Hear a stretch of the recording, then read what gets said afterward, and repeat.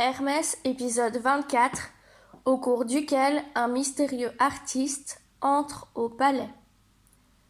Résumé de l'épisode précédent.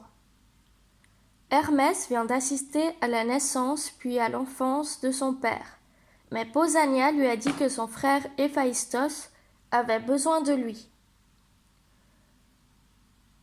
Sur le chemin du retour, Hermès se demandait comment il allait pouvoir aider Héphaïstos.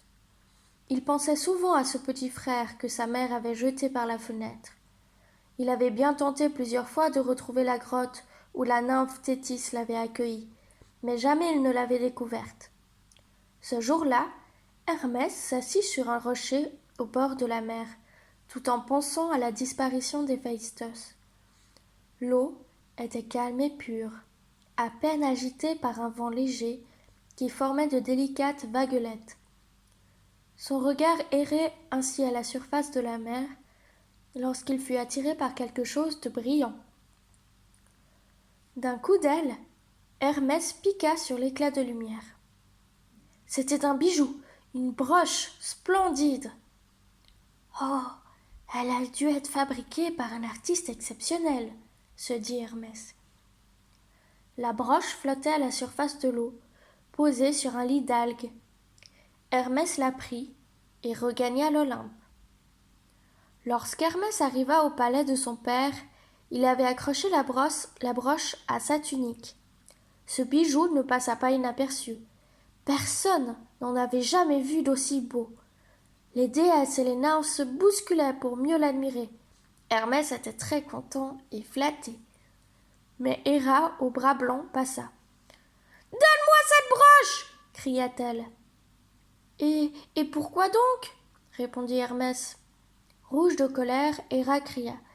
« Parce que je suis la femme du dieu des dieux, et que personne n'a le droit de porter de plus beaux bijoux que moi !»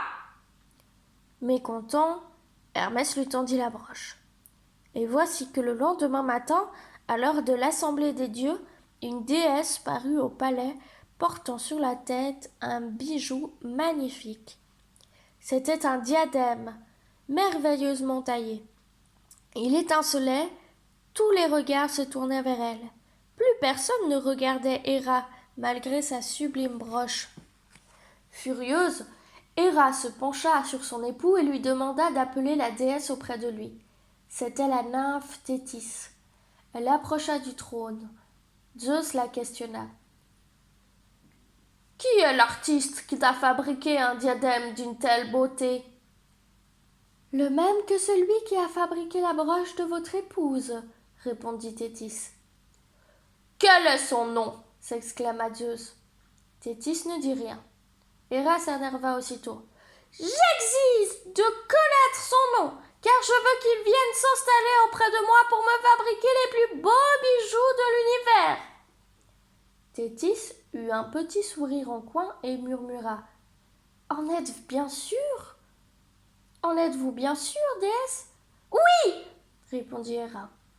Alors Thétis demanda l'autorisation de s'absenter pour aller chercher l'artiste qui tordait si divinement les métaux précieux.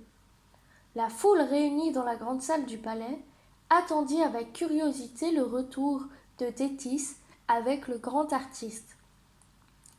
Ça ne pouvait être qu'un dieu, mais quel dieu! Soudain, les lourdes portes s'ouvrirent.